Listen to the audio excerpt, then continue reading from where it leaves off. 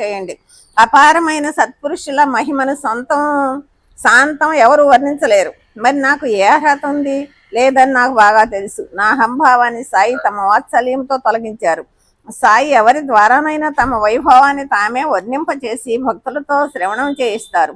పరాత్పరుడనే సరోవరములో విహరించే సాయి రూప హంస సోహం అనే వృత్తి కలిగి అనాసక్తితో బ్రహ్మరూపంలోని ముత్యాలను అత్యంత ఉత్సాహంతో సేవిస్తుంది. వారికి ఊరు పేరు లేదు, కానీ అపారమైన వైభవం కలవారు. ఒక క్షణంలో నిరుపేదం రాజుగా మార్చగలరు. ఇది వారి కరుణా కటాక్షలీల.